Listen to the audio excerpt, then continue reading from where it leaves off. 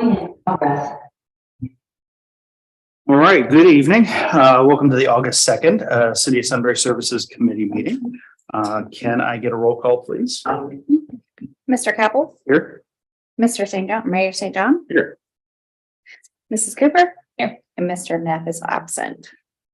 All right, I'm going to motion to approve the minutes from the July 5th, 2023 meeting. Can I get a second? Second. Second by Ms. Cooper. A roll call? Mr. Capel, Yes. Mrs. Cooper, yes, Mayor St. John, Yes. yes. All right, choked on my water. No visitors tonight, so we can move on to unfinished business, and we're going to start off with a final report on our fiber network report and plans for the backbone. All right, thank you, Mr. Chairman. So the complete report is in your packet, starting on packet page 3. But I've tried to summarize it here with a few notes. So, and a few definitions maybe. So just a little bit of reminder, last year you commissioned Deep Fiber Strategies to conduct this feasibility study and design review, basically to assess the city's options for delivering broadband fiber optic cable to every resident and residential and business address in the city of Sunbury. The study has been completed. The design has been prepared, and it would ensure fiber to approximately 3,200 addresses, 260 businesses. It ends up being about 125 miles of cable, serving almost 7,400 people. So these numbers are a little bit higher than when you think of Sunbury today. But what they do is they pick up some property addresses that would be served by the backbone itself. And the backbone, as we're going to talk a little bit about here later, is a little bit outside the city's corporate limits at the moment. So the presence of a network serving all properties would also have the capacity to turn Sunbury into a smart city. That's one of the goals we had identified. And making a smart city would help us optimize the delivery of our services. It would improve our economic competitiveness and improve the quality of life for our residents. So what is fiber optic communications? Fiber optic communications. So it's a method of transmitting information from one place to another by sending pulses of light through an optic fiber. And the fiber itself is used by telecommunication companies to transmit telephone signals, internet communications, and cable television signals. So that's the type of data information that's being transmitted through the fiber optic cable.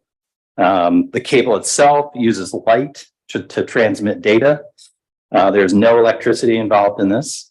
And they're designed for long distance, high performance data networking and telecommunications. So again, a lot of data over long distances using this light system to transmit data.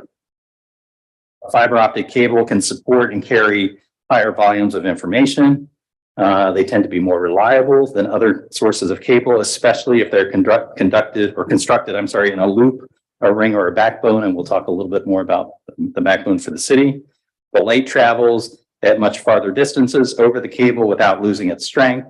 So there's no need for signal boosters, and they are less susceptible to interference as part of the system. So due to the lower interference, optical fiber has the advantage over long distances, high bandwidth applications. However, these systems can be expensive, complicated to install within a city. And historically, there have been two ways that fiber optic is installed. One is through an underground process. The other one is through an aerial process. Underground basically puts it in a conduit.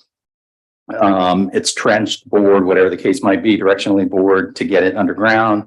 The aerial option basically connects it to telephone poles or poles throughout the city. And then the final thing I'll say is kind of an introduction is the fiber itself. If you think about what it is, so the individual strands are bundled together.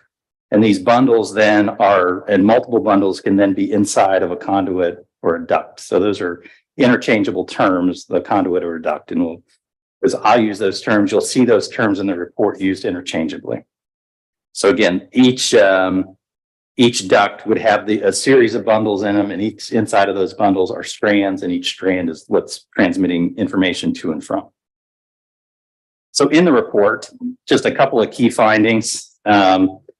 The contractor identified we have 14 existing broadband providers in Sunbury that provide either fiber, copper, or wireless networks. And all of those could potentially be partners for the city in this. But again, our focus here is on fiber optic cable. We do also have at least 4 vertical assets, what they identify as towers, that surround the population center here in Sunbury. That could also be beneficial to the city and potential partners in terms of helping to transmit information. So another thing I think I learned through this process is that wireless communications through these towers, it's bouncing and sending information, but it ultimately goes down and connects into fiber at some point and gets transmitted. So fiber is a part of the wireless system as well. So in the report, if the city were to install a backbone and provide fiber to every the total cost would be $13 million for the city to construct. This is not what's recommended, but we did ask them to do a calculation of what it would cost to ensure that fiber was provided to every residence and every property address.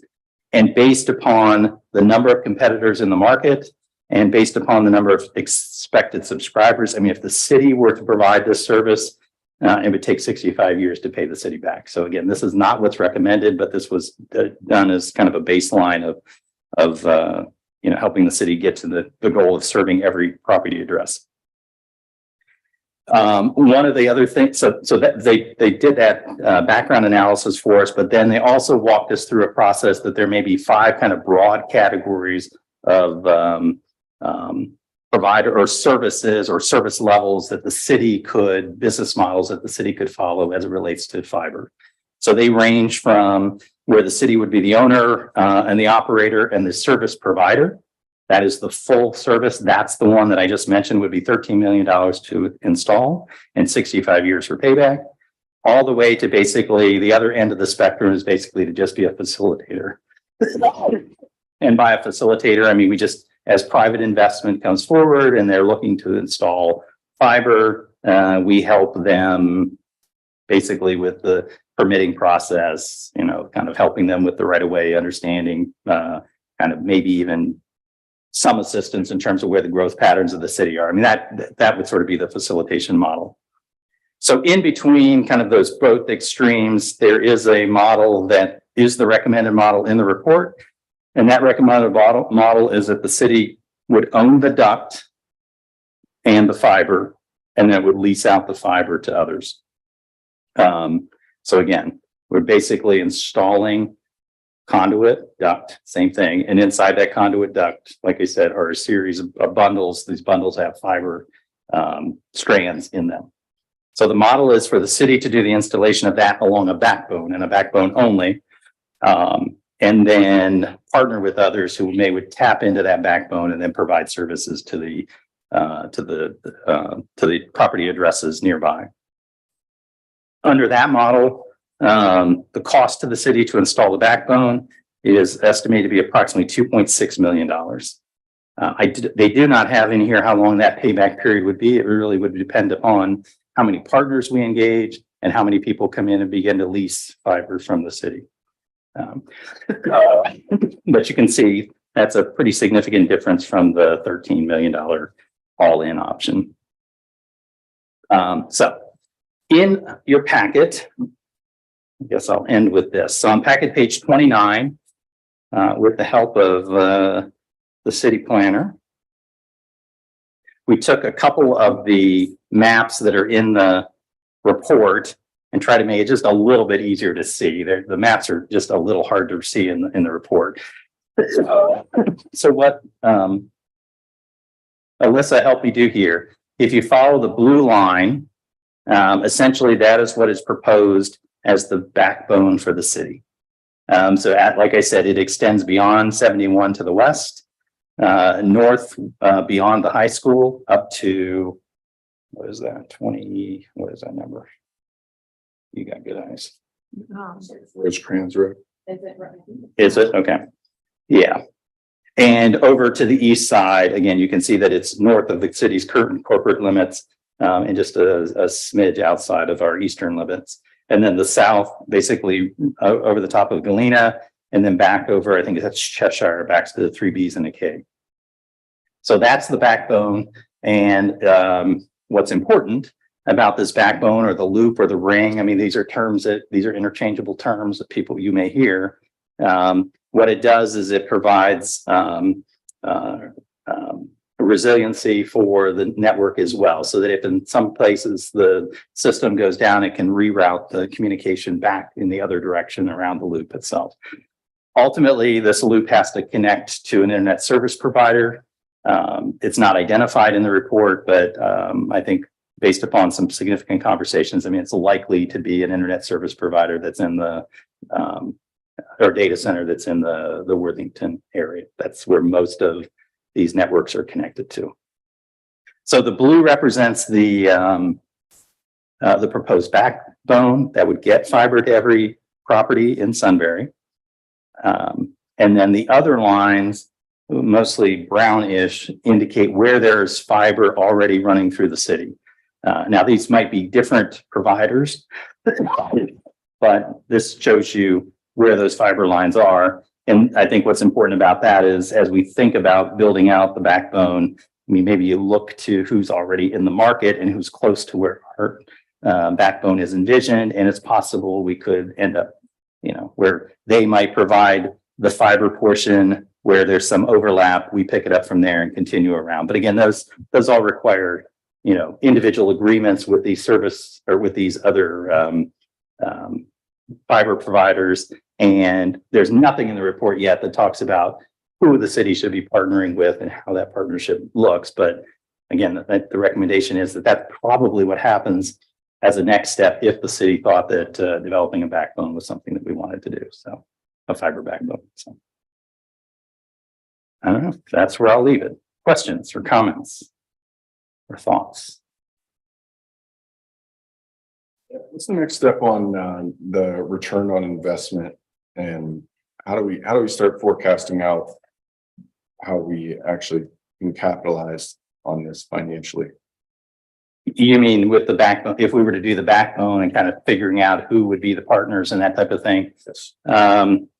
Well, I think I know what we're kind of saying. We're saying if we build it, they will come, or it's some sort of level of infrastructure that doesn't exist today. So I know that's hard to do, but are there any other models like Dublin? Have they done this and shown some return on investment or something?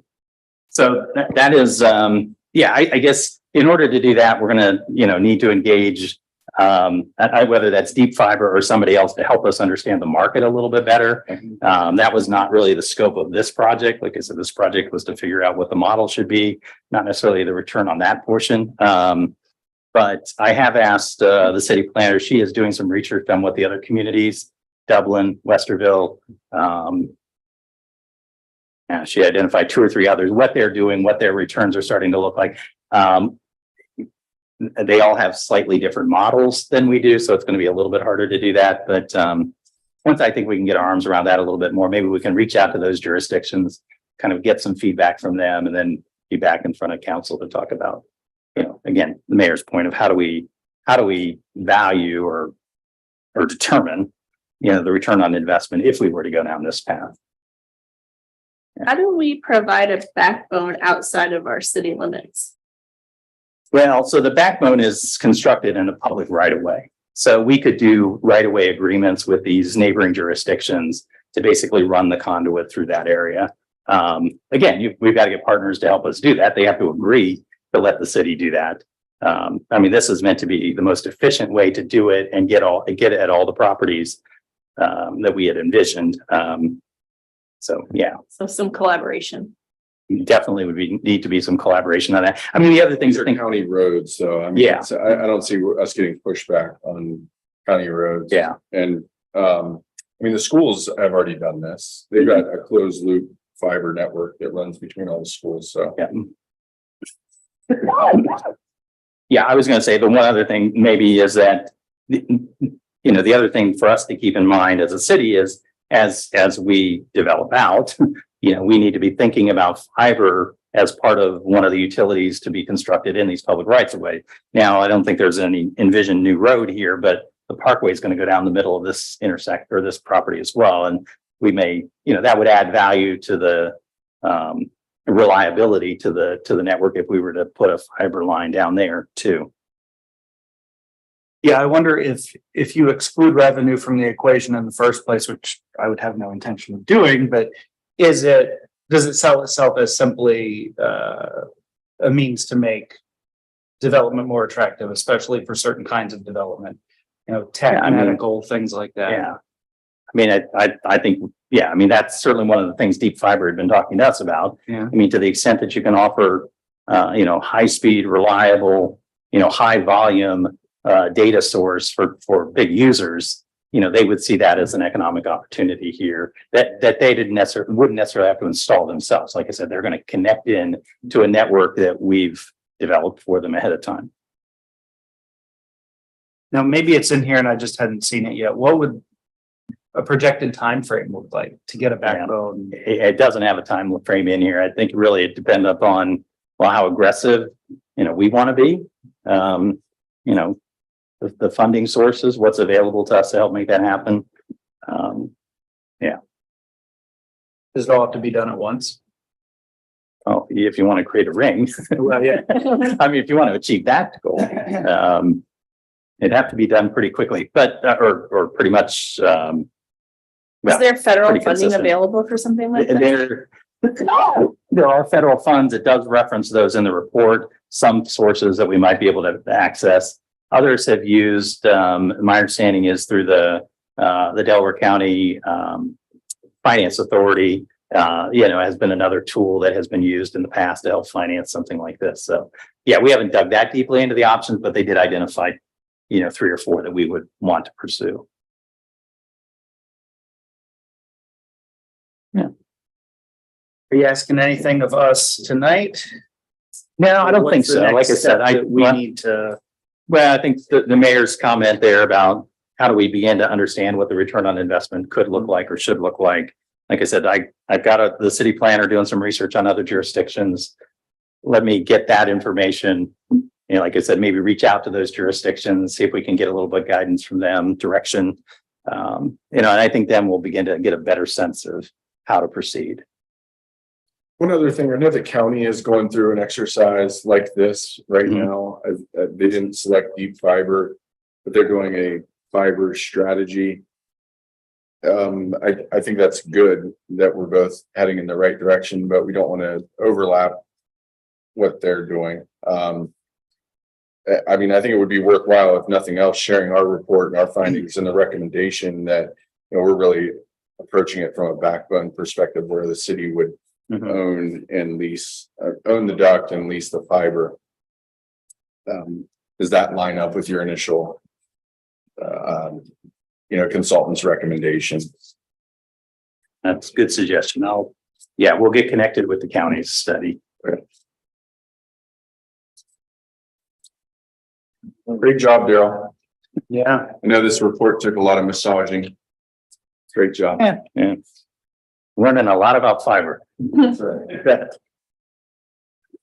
All right. On to stormwater management. All right. Well, so there are a couple of updates. We've had on and off on the agenda stormwater utility discussion. So stormwater has continued to be something that we've, as a staff, have been trying to work through a little bit. So, but the first item I put on here, we have had some challenges recently with some of the new subdivisions and kind of what's happening with stormwater management. So I thought maybe Dan could provide just a high level overview on kind of how that's going, and maybe what we're thinking might be a possible solution, maybe. Thank you, Daryl. It has been, not sure where to start with all of it. There's been so much of it, but before the recent heavy rains, we had some challenges with runoff and flooding concerns at Rolling Hills.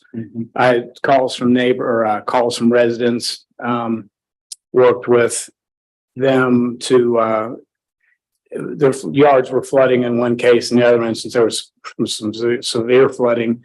But the developer worked with us and has remediated most of that. They still have a little bit of work to do on over on Clover Street against the farm field over there.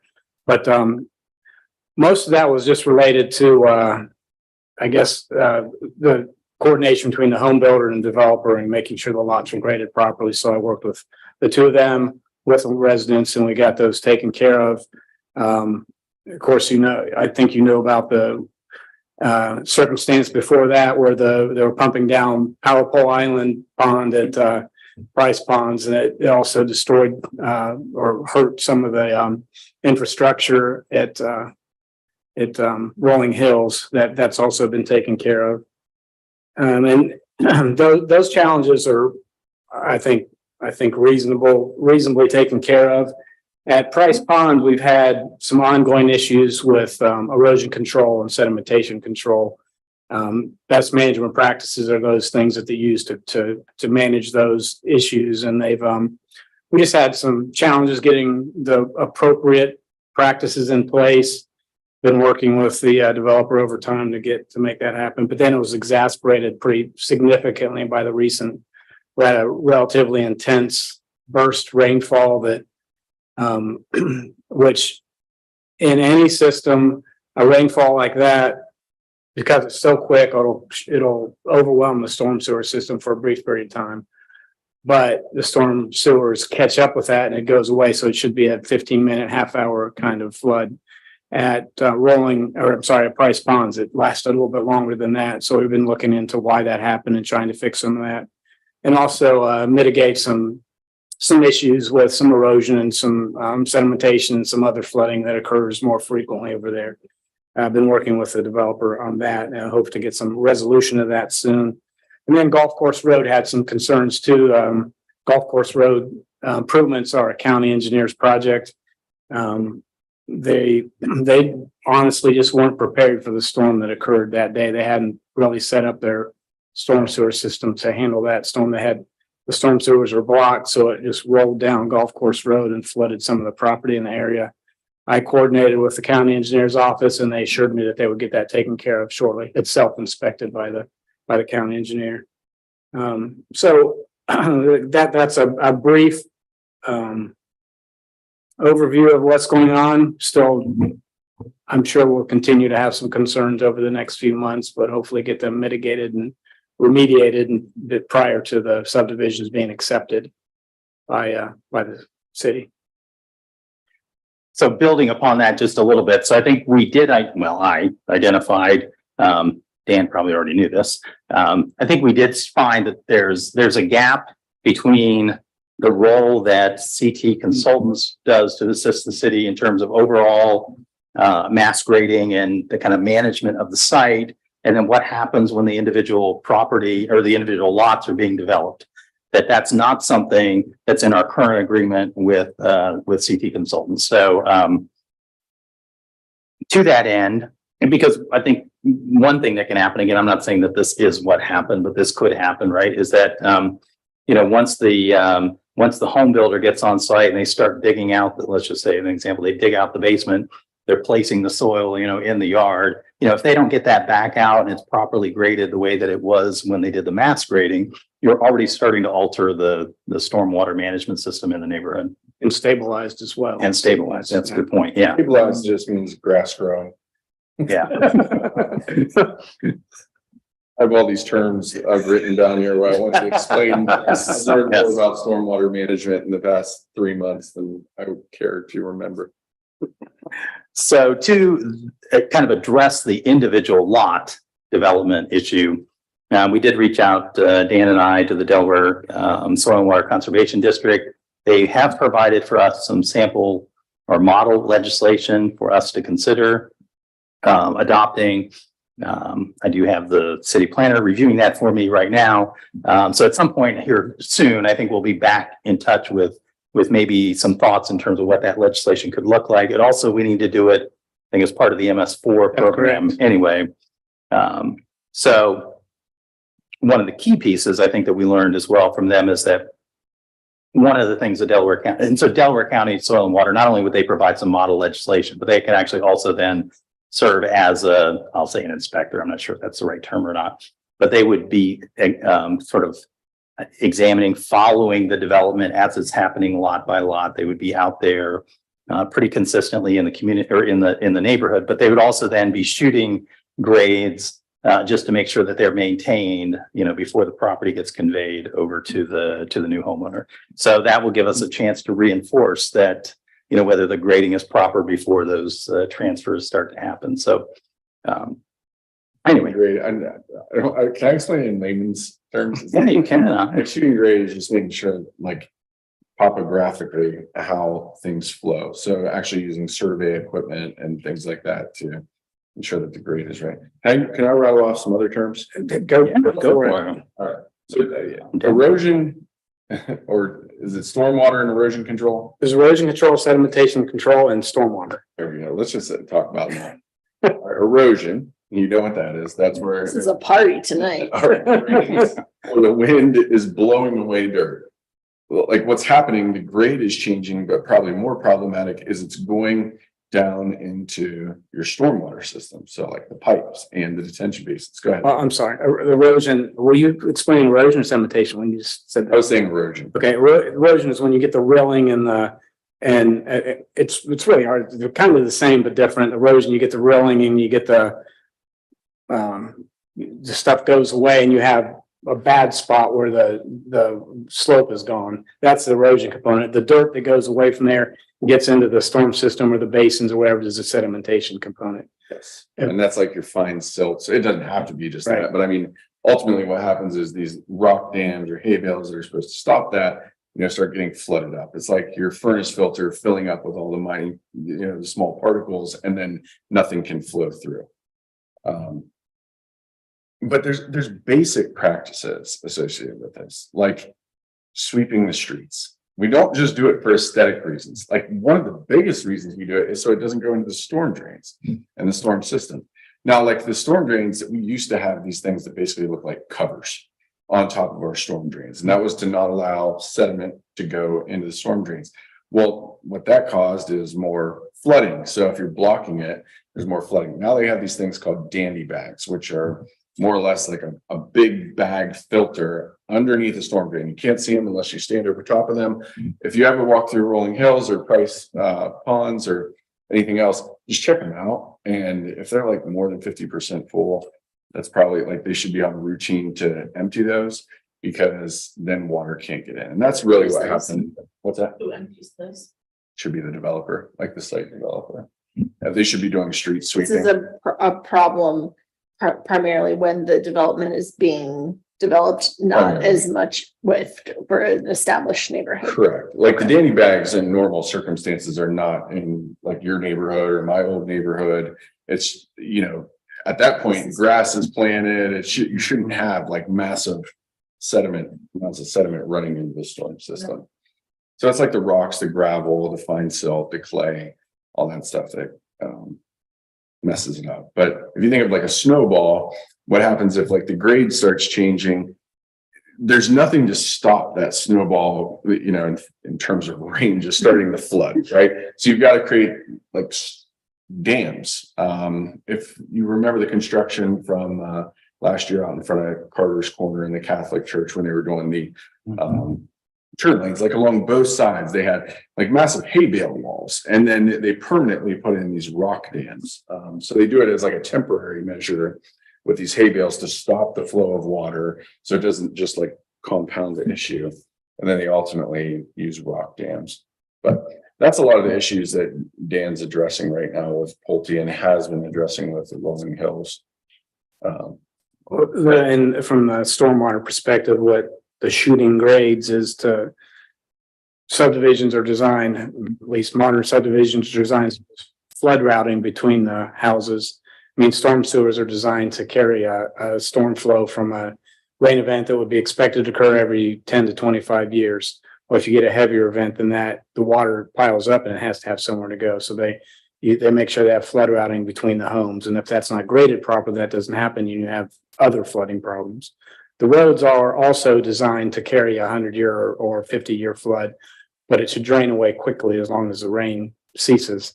And that gets exasperated by poor grades, by improperly cleaned or maintained dandy bags and other systems, and it's snowball is perfect explanation of it, because one thing goes wrong, the next thing goes wrong, and it just keeps on getting worse. And if they don't pay attention to it, it becomes a real problem. Last thing I'll Sounds say. like we have a real problem. We do have a real problem. That is for sure. I mean, ultimately, if you think like, hey, this is the very beginning. And ultimately, like this gets handed over to the city and is our problem. I always say it's like our largest liability, nobody can see. It's underground. It's the things that like, if stuff from underground comes above ground, that's not good.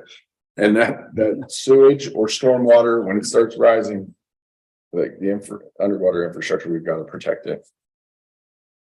So So is it just the heavy rains that we've had through this summer that have brought to light this kind of gap that we've had in evaluating grades, or is it more of a problem with the current developments than it was with previous developments? I think the current development, Price Ponds particularly, isn't unusual because it's a long linear area and there's a lot of homes being built. That's not an excuse, it's just a fact. But it's not the rains that caused it. The rains were created or I guess with what have you call the poorly installed systems resulted in the problem, whether it was a small rain, a big rain, or medium rain. It still would have been a problem. Just Like grass wasn't planted. I mean, basic stuff. Yeah. Like stuff like grass wasn't planted. It wasn't strawed. The empty lots that they were selling didn't have grass seed on it. So, I mean, the grade is changing every time you have a storm. Yep. It's on the road. If it's not being swept up. I mean, it was just, in my opinion, what is it? BMPs? It's management practices. There you go. And very good. That's what, He's really learning. Management. That's management practices. I mean, it's like the little things, right? Do a lot of the little things right, and you won't have these major issues. Yeah. It's the installation and the maintenance, and I can say that at times neither one is done well. So just a little bit of, insight into kind of what's been happening on that front, and again, kind of reinforcing the importance of, maybe getting a stormwater utility in place, just, further evidence of it. And again, these are steps that get us closer to that, but there's still work to be done in terms of getting a stormwater utility, if that's where council wants to land. So the next thing I've got on here under that, I do have GIS mapping. So I think I mentioned at the last meeting that we do have one of the summer employees out working with on a GIS system, our first one, where we're actually going out and not shooting, I gotta stop using a term, right? Where we're actually out documenting, Data. collecting actual locations of, storm drains. So we started with the stormwater It's system. capturing what? So like he's holding a what and he's doing, and what's it? So he's holding a Trimble. I don't know if you can describe what a It Trimble. looks like a cell phone, right? A little bit bigger than a cell phone, but yeah. It's like an old BlackBerry. It's got like an old BlackBerry. There you go. It's got what is that? The basically it helps the locator on it. I'm just GPS. Yeah. The locator, right? Which basically, when you push the button, it basically goes up, looks at a satellite, and says, "This is your location," right? In altitude and things Yeah, like that. yeah. Elevation. Okay. And it'll do it, you can get different levels of precision, but we've got, I think, what they call a sub meter, or I don't know, something like that. But anyway, it's a foot or two from kind of the location. It may not be exactly on the location, but if you can get to that location, you can probably find it as a service department personnel. So this is our GIS system with the green. These are the areas of the city where we have gone out with this tool, and we've actually identified, physically seen the stormwater system, an inlet, a manhole, a pipe, an outlet, a detention basin. I mean, whatever. These are the types of things that he's looking for. So obviously we haven't done the entire city yet, but the It's a lot of walking now. Yep. Oh, good job. Let's give the new guy. That is a lot of walking. It's Ian that's doing this. Yeah, we were at a ladies' night last week, with, their mother, and Oh. they're really enjoying the project. So I'm glad that it's been a good fit. Yeah, great. So if you, try to hone in just a little bit deeper, you can see more detail in terms of the system itself. Yeah, I mean, if you click on the green square, yeah, you want to be on a green square. Damon's house. They're pretty close. Yeah, you're only half a block up the street. There you go. For some reason, yeah, I was gonna say behind each one of those, there's some information about location, what it is. It's got 1 through whatever that is, 1 through 4. So there's data. Yeah, click on that. Click on Click on the arrow. Yeah, just so you can see. Oh. Yeah, So some of that, not all the information is filled out, but What about at the top right? There's an arrow to the side. There you go. so, this is helping kind of identify, I think they call it attributes associated with the, with whatever whatever is being documented at this particular point. So this is page 202 and whatever. Where we have found something unique, you can actually take a picture as well, and we can attach the picture to the system so that the service department can see that. And I think we can also do kind of long-term maintenance, right? We can report if there's been a repair done on that, the service department will be able to document the repair that they did and get it in the system. So It's really exciting. I'm thrilled for the city to have this system, and what it really brings us into the modern age, and it brings us to the point where we can do some real data gathering that has value. What we've used it for in other cities is once we gather all this information, it takes a long time to gather it, but you can put the initial value, how much you paid for it, the replacement value as it deteriorates, what its condition is, and over time that will feed a capital improvement program. So you can just do the data dump and say, okay, we need to spend this much in this area, this much in that area, and it's really cool stuff to once you get it rolling. Amber, can you see those circles that are on there? I think those are the storm drain inlets or outlets. Are any of those tagged yeah. if you click on ones? Like the black circle? Sure, try that.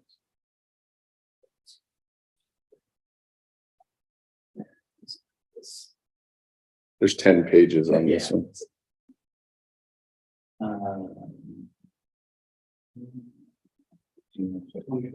Yeah, it almost looks like this is documenting the pipe size.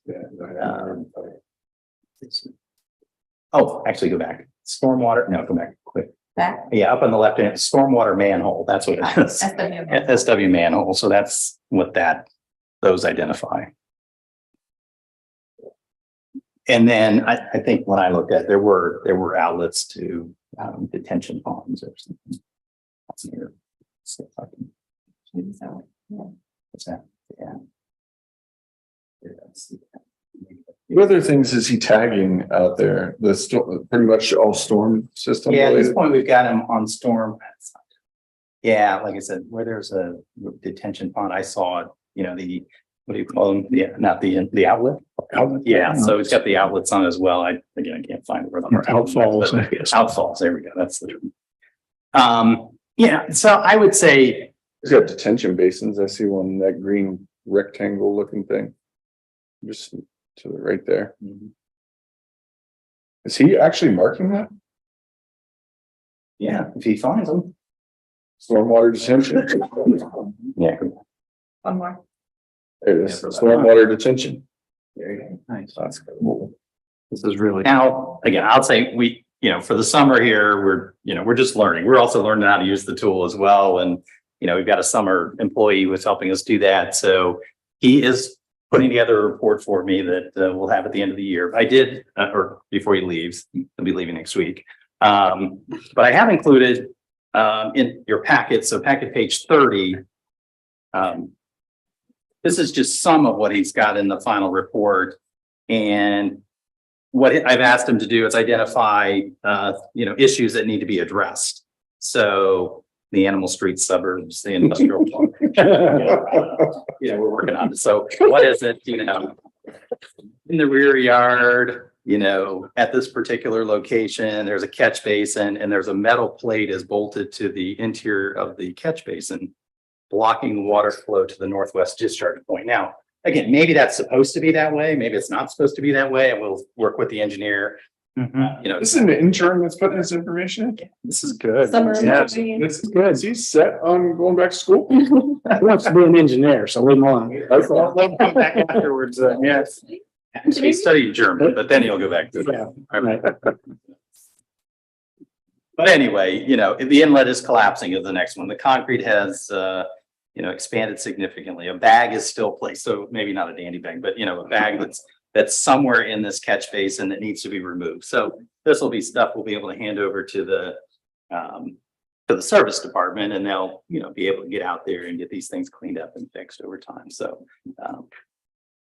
we're not going to get all the way through the storm leaves. Like I said, this is in some ways a little bit of a test for us just to see how the tool worked and what we need to improve upon it. But we did have a meeting last week with our service department, including the summer employee, Ian, and CT consultants, and just kind of debriefed a little bit on how it's going and how to improve, going forward. So Trimble have a camera on it. yeah, it can take pictures Okay. too. I've seen other city workers like in Bexley and Upper Arlington doing this, walking around taking pictures of trees and Yeah. tagging them Yeah. for maintenance. There's so many things. When I was in Wellington, it was during COVID. And we were working with actually City of Columbus, I can't remember her name, but the health department woman. And we were working with her to identify locations of COVID cases, which had all that data associated with how old they were, how, what the conditions of their ailment were, and created hotspots around the city of where the centralized locations of COVID were. So, and they actually used that in City of Columbus reporting, and you could go to the GIS and click on it and blow up information just like this. And it's pretty incredible. And there's just so much stuff like that you can do with it. And hopefully we don't have to do that, but it was that kind Yeah, of let's stuff. hope we don't do that. That's great. Anyway, just want to let you know that we've made a little bit of progress on that. So. Thank you. All right. Yeah, thank you very much. That was awesome presentation. I love things like this. To Ian, so I would take a lot Well, of credit for okay. this. You- Kudos to Mrs. Cooper. I want that on the record. I just. Okay, we have not a lot of time and a lot of things to get through here. So a quick update on Sunbury Estates trees. Yes, so- Meeting that was conducted. So we've done the one meeting with the residents. We had about maybe 15 to 20 residents who were in attendance in this room. We'll have the second meeting with the residents, the virtual version tomorrow night. So we'll see what kind of participation we get there. I did include in the packet the three options that we talked about with the group. I think as I've maybe indicated to some, they weren't really excited about our options at this point. They're looking. We're not. They were not. They're looking for maybe a fourth option. And I've got to kind of sort through what that fourth option might look like. But anyway, like I said, I'll be back with a more complete report. But I did also note or want to note that we have gone out and surveyed Clifton Court as well. So on packet page 32, so the updated survey of the trees and the sidewalk issues are there. So there are 3 other trees that have heaving sidewalks of more than 2 inches on Clifton Court. There were a lot of people at that meeting were from the Clifton Court area. Really, we're hoping that they would not be considered a part of this project. So anyway, we'll still sort through this. I mean, you've asked if I can try to find some consensus with the community. Don't have it yet, but I'll be back with additional details later. Thoroughfare and traffic control planning. So on this one other project we've been working on with Dan's assistance and a working group, Councilwoman Cooper, the mayor, helped me participate. I've been participating on this as well. So the communities at Sunbury, identifying some traffic calming options.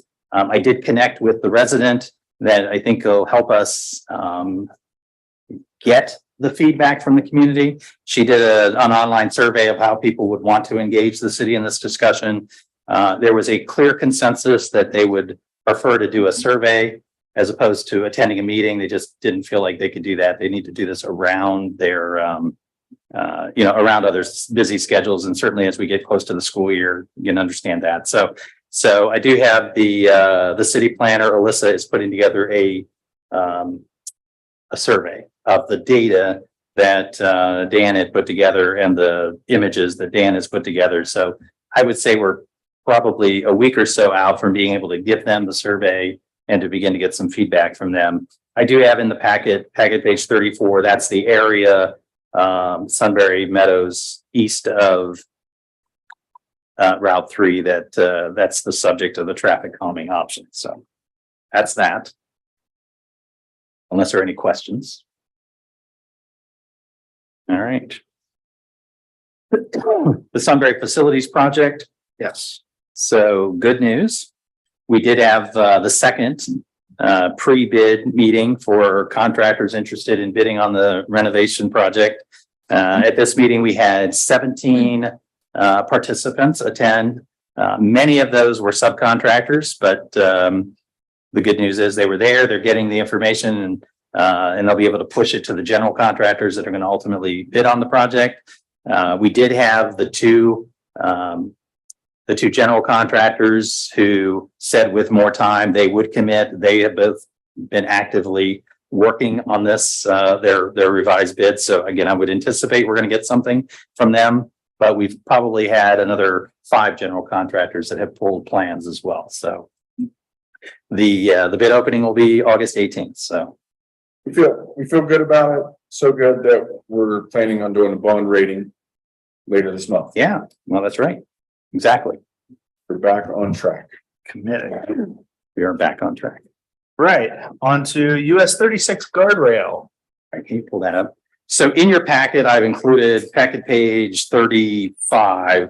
ODOT has indicated that the city needs to replace the guardrail on the 36, where am I saying, kind of north of Cherry Street. So where 36 turns and goes north, south of the hub. They are going to be replacing the guardrail in the county portion of this road later this year. They've said to the city that we have to replace the city's portion. If you read through it, essentially they're saying that it's not high enough. Some of that, most of that probably is the result of over time as the road has been repaved, that the height of the road is so high now that the guardrails are not, again, high enough to be the safety feature that they need to be. Anyway, so what you see in the letter is basically the letter saying the city needs to do something about this. And then they also said that they would extend to us the same pricing that their contractor, that they got from their contractor through a competitive process, that contractor would do our portion, using the same fee structure. So that's the last page on in your packet. They've given us a bid. It's just a little over $25,000, so it's not insignificant by any stretch. I'm not asking for the committee to do anything this evening. I just basically want to alert you to the fact that this has come up. I need to work with Dana a little bit to determine how we fund this improvement. It's possible we could wait and do it as the capital project next year, but we might miss the opportunity to, latch on to what Lake Erie Construction is doing elsewhere in the area. So the pricing, may become a bit of an issue. So we'll go through the options and then maybe come back to the finance committee next meeting. I think we should do it. This is wild to me that it's $700 a foot. Mhm. It's $15,000 for 23 feet worth of guardrail. Dave's further than 23 feet for me, and that's a lot of money. It's a lot of money. It is a lot of money. Thanks, ODOT, for striking the best deal. Yeah. Yeah. Yeah. So not for We notice. need to do it. But we need to do it. Yeah. Yep. We do need to do it. So. All right, wastewater treatment plant, class 1 operator. Just wanted to share the good news with the group that Wesley Hirschberger has passed his class 1 operator exam. And so now all of the staff, all 3 of the staff down there have an operator's license. 2 of them are class 1. Dale is class 3. I know Dale has been advocating for this and working hard with his team to get everybody past this point. So I just wanted to share the good news on that front. So Yep. if we can get them to class 2, and they are starting to work on that, that actually does then provide a little bit more mobility for Dale, because you can have a class 2 operator at the plant. Again, it can't be the plant operator, but could be there, for interim periods of time without Dale's involvement. So that's going to take a little bit of time, but you got to get through the first one to get to the second one. So Great. Electric aggregation. I just wanted to remind folks, I did get a lot of emails from the community regarding our aggregation program. So it will go into effect. A lot of emails from me too, so I'm sorry, but I was getting a lot of phone calls. Yes, I knew my name had appeared somewhere on a Facebook page because they were all, well, not that Facebook page, somebody else's Facebook page. I would say maybe 20 or 25 residents reached out to me just trying to figure out what's happening with aggregation. Are they in the pool? So maybe back to the point I think we raised a little bit earlier. The next time we go out with a letter, not us, but the provider goes out with a letter, it needs to have more Sunbury branding on it so that people pay a little more attention to that letter when it comes in the mail. But anyway, I think everybody who asked me was on the list of eligible participants. And assuming that they did not choose another option, they will be eligible for the city's plan. So the new rate goes into effect with the August read. So what you're looking for as a resident is, if you look at your July electric bill, it'll tell you when your August read is.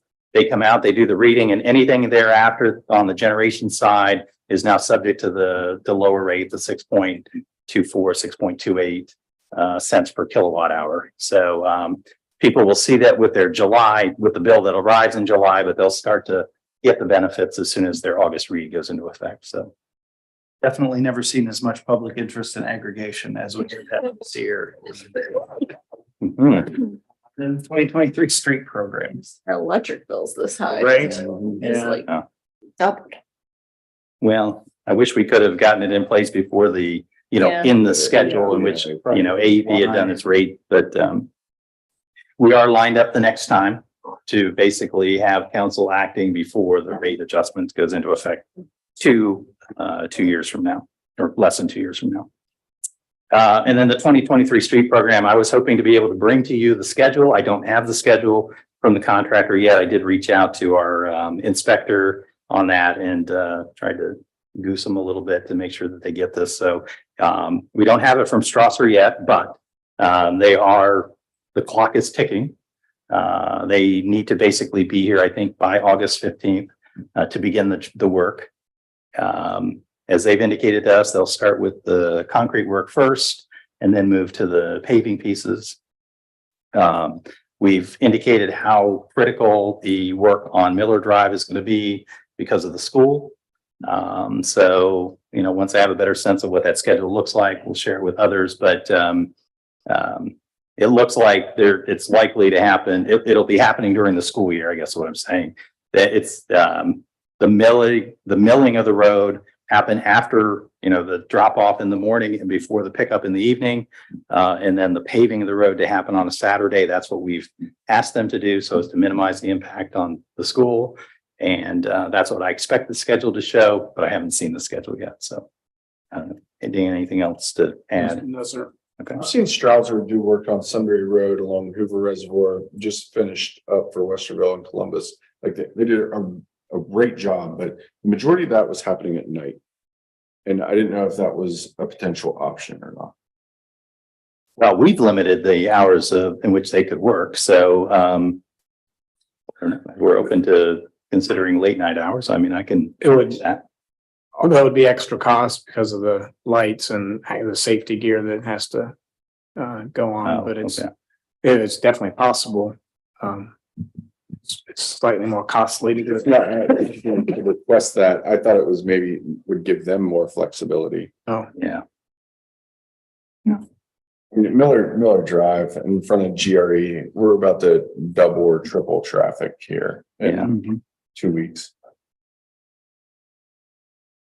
Well, I can ask what that looks like in terms of costs and whether or not they think that would be, beneficial to them in terms of helping them. Yeah, okay. It probably would be beneficial to them for the right price, but they go the other way. Yeah. All right. We made it. Is there anything else for good of the order? Motion to adjourn? Second. Have a roll call?